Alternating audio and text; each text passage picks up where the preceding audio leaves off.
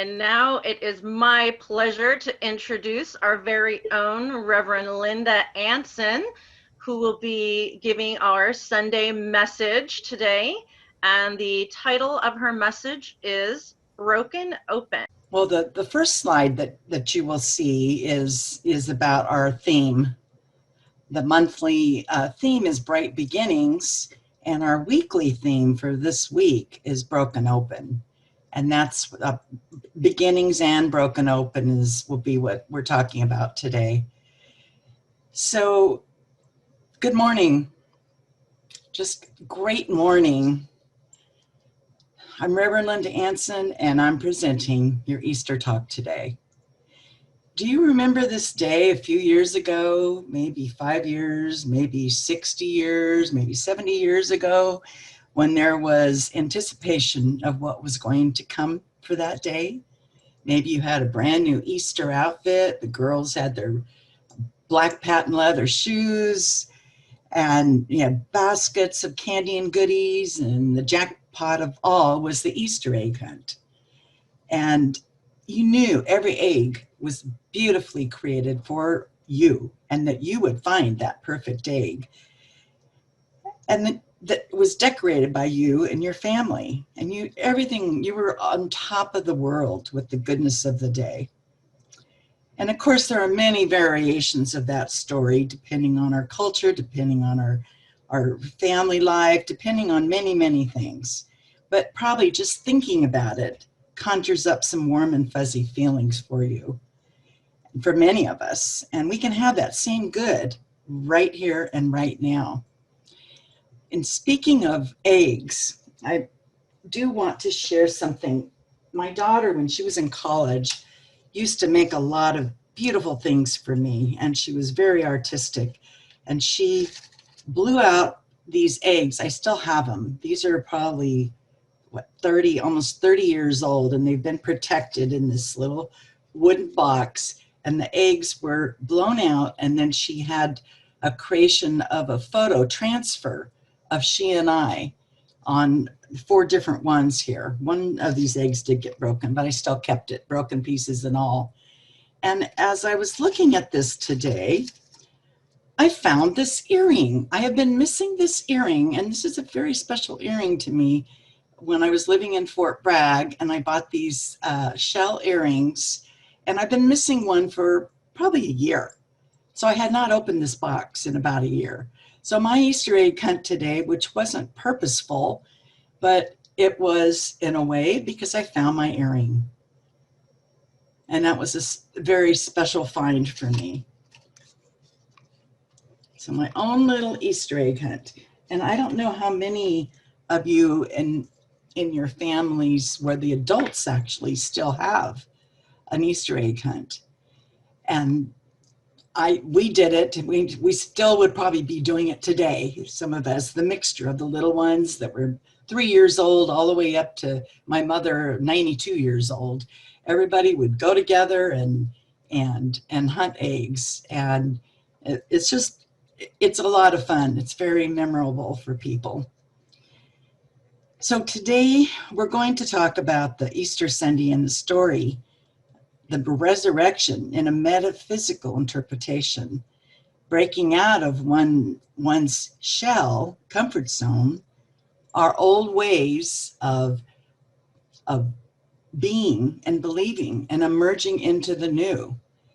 And I think that is happening. We are part of that right now. The whole world is part of that in our reaction and prep and keeping us as safe as possible during the pandemic. And that is changing the world. There was a picture of the Pope speaking at the Vatican with just his few people around him, not thousands and tens of thousands of people, but even in that very special moment, we are sharing that moment with him and with everybody. Everybody is in a period of resurrecting, and we had to go through a death to be able to resurrect. And this is what Easter is all about. And I think it is unbelievable timing that this is all coming forward. And even the full moon, was it last week or this week? Sometimes these weeks seem pretty long. The full pink moon, I actually was able to drum outside with my cousin from Alaska. We were drumming at the same time, the same moon, even though it was 10:30 at night before they had darkness in Alaska. So she couldn't really see the moon yet, except through my camera, Facebook Live, and I was able to, show her the moon. And it was just such an unbelievable experience of being in this time where we are prohibited from getting together in groups, yet technology and our desire, our strong, strong desire, has brought us into the use of the technology to stay in community and stay in community in a deeper way. We will never go back to what's normal. That normal is not normal anymore. We will be creating a new normal and out of this time. And that is also part of the resurrection. If you can see, it's just all falling into place like it was on some master plan.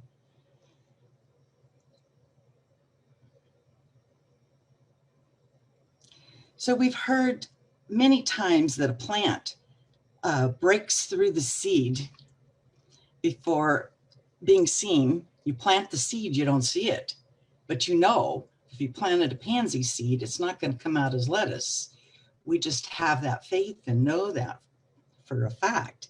A chick breaks through the egg and a butterfly breaks through the cocoon. We don't help it. It's all part of the plan, the science, and it happens. And if you try to rush it, it's not going to turn out very well. And there's a quote from Anise Nen, and the time came when the risk to remain tight in a bud was more painful than the risk it took to blossom. And that's one of my favorite quotes. When you picture that in a tight bud, and the risk to stay in that tight bud is harder than it is to blossom. And I think that's why I love flowers that the flowers I have here from not the yellow ones are not from my yard, but the other ones are fully blossomed roses. And I prefer that because they're free. They're fully blossomed. They weren't kept in a bud and that painful stage of being in a tight bud and not being able to fully express. So we each are here to learn and to grow and to claim and live our highest expression. And this calls us to move through the changes in our lives, releasing those things that no longer serve us, and to move into new areas that call us. And we're going to be actually doing a process later after the talk about that, and it'll be very powerful for you. Reverend Carolyn will be helping us with that.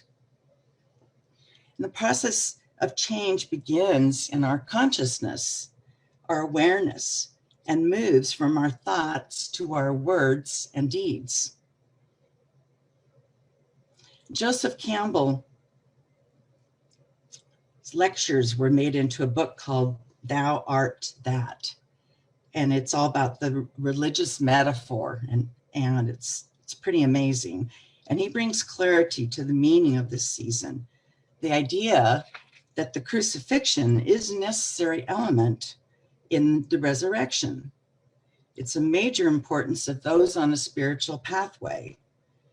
In New Thought, we generally recognize this, although it is a difficult concept because if there's an incomplete understanding, it can lead to harm. So sometimes people will say it's all good. It's kind of a glib way. It's one of those things. It's all good. It doesn't really mean anything. But to someone in the midst of suffering of their crucifixion experience, denying the hard work and suffering involved. Or the focus can be on the crucifixion itself, thus denying us the necessary understanding to move toward the resurrection. So, for instance, in the pandemic, if you focus on the crucifixion part, the dying part, or the discomfort, you will deprive yourself of everything that it will take to move into the resurrection and healing and elevating to a new level. And we are called by our challenges to awaken something within ourselves that has not been awakened. And this has happened to me recently, where I've had, like about 16 months of very difficult time in my health. And last week I took a really bad fall and realized that I was holding back some of the hard work and suffering that I needed to do to heal what had happened. So it started me into the process of the awakening. And that's not an easy process. It can be really messy. It can be very sad. It can produce a lot of tears and a lot of thinking. And so that is necessary, though. It's a necessary thing to be able to get to the other side. Campbell talks about the ongoing recognition of the rebirth of life. A recognition that's symbolically larger in scope than the Christian Easter. For centuries, humans have recognized the time of the spring equinox as the representation of rebirth. It's fairly common. Spring, everybody can talk about spring being rebirth. But this is shared by everybody. In New Thought, we learned that this cycle of death to the old and rebirth of the new is ongoing. It's not just during this Holy Week. It's ongoing all the time. It's a moment by moment experience. I cannot just miraculously heal what happened in the last year and a half in one moment. It takes a moment after another, building on the next moment. But it is our nature to leave the old ideas behind and to embrace new ideas as they emerge or they're discovered, because we're always learning something new. We're never the same person. The next day you've learned from the day before, and you're even beginning to learn from the next day. So we're always a fertile ground. And there's comfort. Like I said, there's discomfort in this process. Some need to grieve what is being left behind. And it's awkward. It's awkward mastering the new. We are actually going to have a grieving specialist come on a Zoom meeting next Thursday from 6 to 8 to talk about this. And let's see, what is the title of that again, Reverend Carolyn? Harriet also. The title is Transforming Our Grief in This Quarantined World. Right, yes. So that's going to be very, very powerful for all of us, because we're all in different stages of grief, whether we realize it or not. So the Holy Week message is one of preparation to rise to a new level of being. And we prepare by releasing our limitations. Some people call it repenting. Doing our inner work to transform our consciousness, to recreate receptivity. So it's planting the seed and loving it. And then we move through the crucifixion, whatever the personal challenges and discomforts are, and we allow the inner change to gestate finally rising to the new consciousness. And in this way, we are transformed. The risen Christ consciousness within is awakened and expresses as a new version of self, awakened and ready to contribute to a larger way to the well-being of ourselves and our planet. Because everything we do and think affects the planet. Think about that right now. We should know that more than ever. We can see the Pope in a whole different situation, doing exactly what we're doing. To me, that's just, I don't know if I would have ever thought that I would experience that in my lifetime. And it's really deep. It's very deep.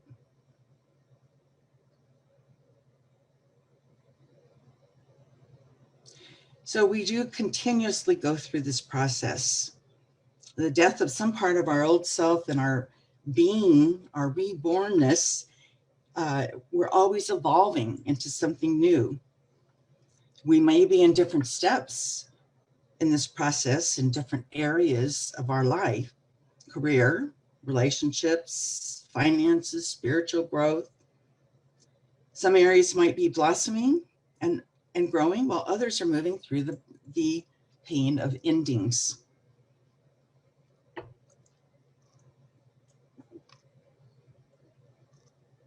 In the time between the death and the resurrection, most of us want to quickly move through that space and of ending or dying in lives to get to the new. And like what I tried to do in the last 16 months, it really didn't work.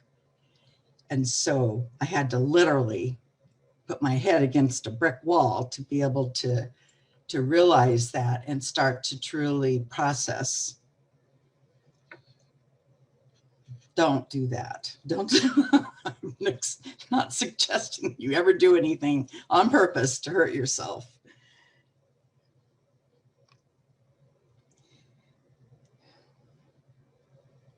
So yeah, shortchanging this process can lead to repeating old patterns and mistakes. At a certain point, we become aware of the need so strongly to break open to the new. Just like that little chick coming out of that egg. It's time. It's time for them to start to peck, and it's getting crowded in there. So they're, wanting to break out. And that's what we do. Our intuition tells us that what we have learned and what we need to learn from the loss and our life circumstances point us to new doors and new opportunities that are emerging for us. When we know that it is time and we are ready, we must allow the newness to emerge. And do we always recognize that newness? Maybe so, yeah. Sometimes, sorta. Sometimes we recognize it, but we want to just shut the door and say, no, not that. So we're going to go through a few quotes here. This is slide 3.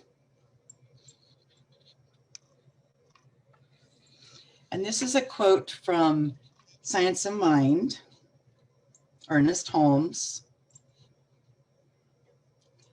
And it'll be on the screen. And if you wanted to take a phone shot of it, you may. So the spirit that raised Jesus dwells in all.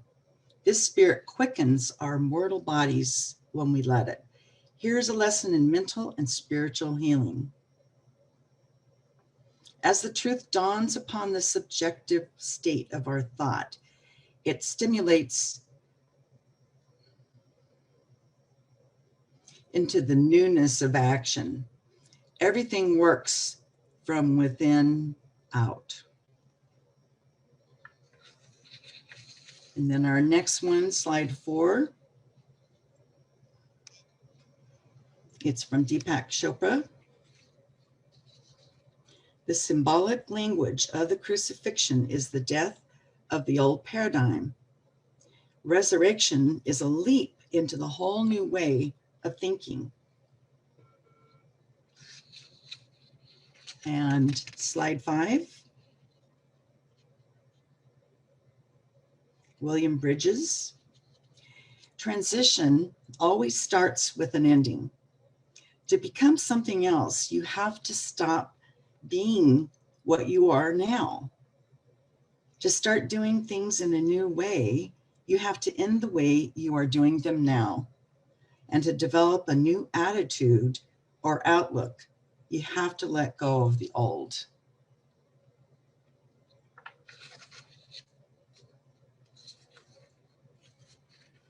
So in review and closing, before we start our ritual, our celebration, is today, Easter, is the perfect day to call us to examine our lives.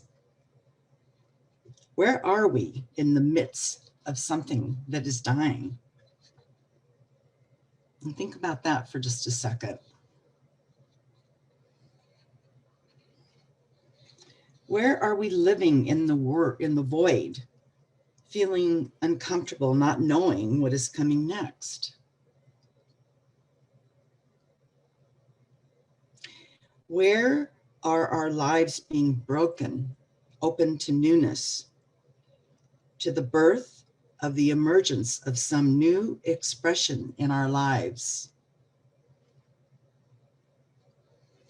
May we see the value in each step of the process and be open to claiming the next highest expression of our lives. And in a moment, Reverend Carolyn will prepare some magic water for each of us to call out that which needs to be released, which we're really truly ready to be released. She will write down the thought and place it in the water, and we will be able to see and witness for each of us, whoever wants to be a part of it. You do not have to. It's a great opportunity, though.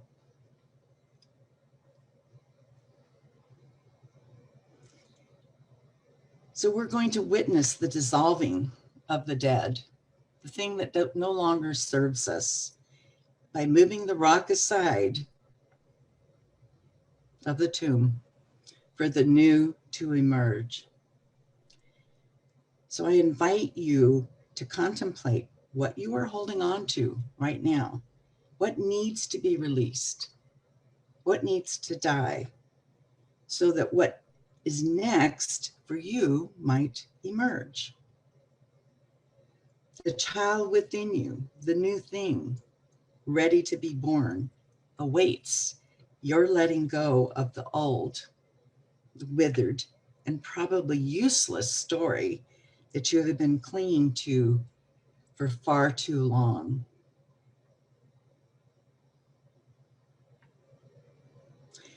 So we're going to let go, we're going to let it die, and be reborn with a new story as the transformation unfolds.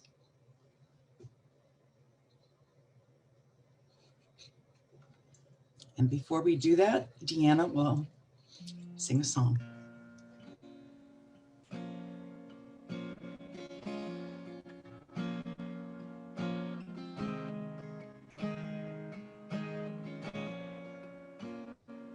I am opening up in sweet surrender to the luminous love light of the one.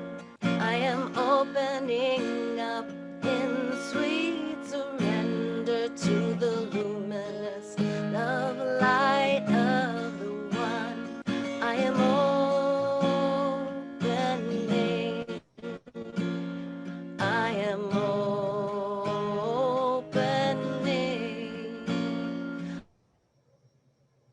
I am opening.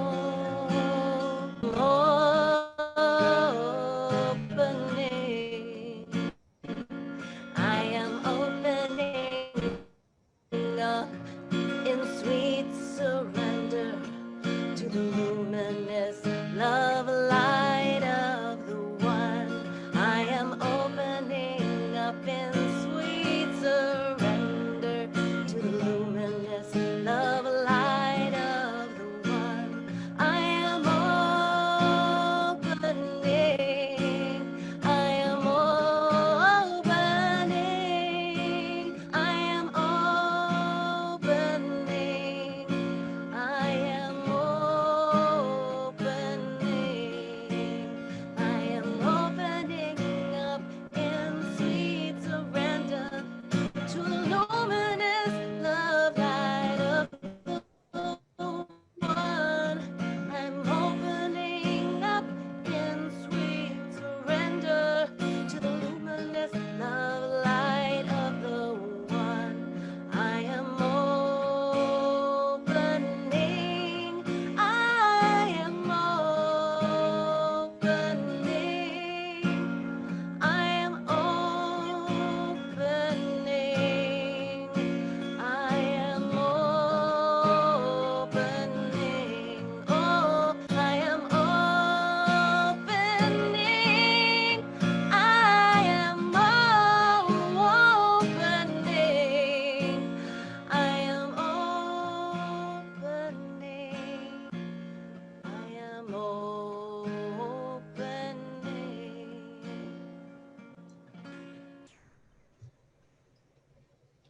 Thank you, Deanna. Beautiful, perfect. So who would like to unmute themselves? Let's just get a few going right now and say your word, or nothing too long, because Carol will be writing this. Reverend Carol will be writing this down, and then we'll watch what happens. I do have blank pieces of paper for those that I have not written on. Desperation, I heard. Anything else? As you see, this paper has dissolved. It's no longer accept that they are done. So Reverend Linda, I want to turn this back to you for a releasing prayer and the community prayer. So let's go within, if you will, and just feel the powerfulness of this process that you were a part of, that you witnessed and that you were part of.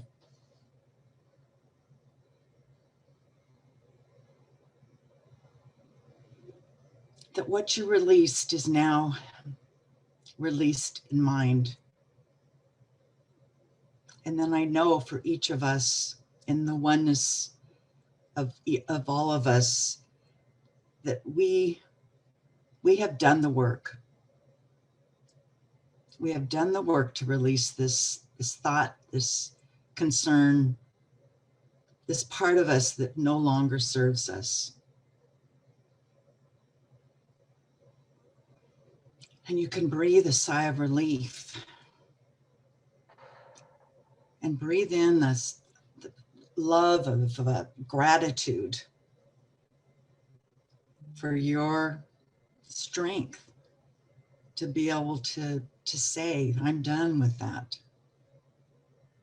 I'm done. It no longer serves me. It's not part of who I am anymore.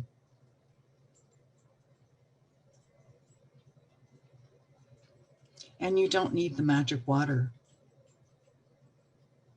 It's a beautiful visual, and it's a beautiful process, and you don't need it. You can claim it, you can feel it, you can do the work.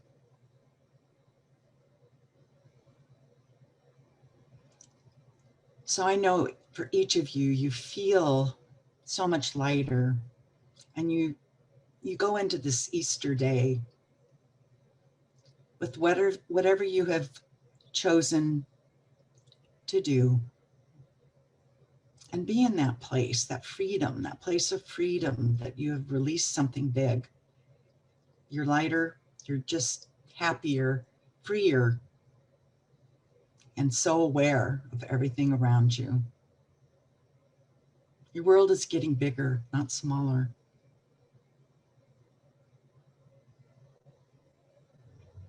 So I release this right now, knowing that it is all done in mind.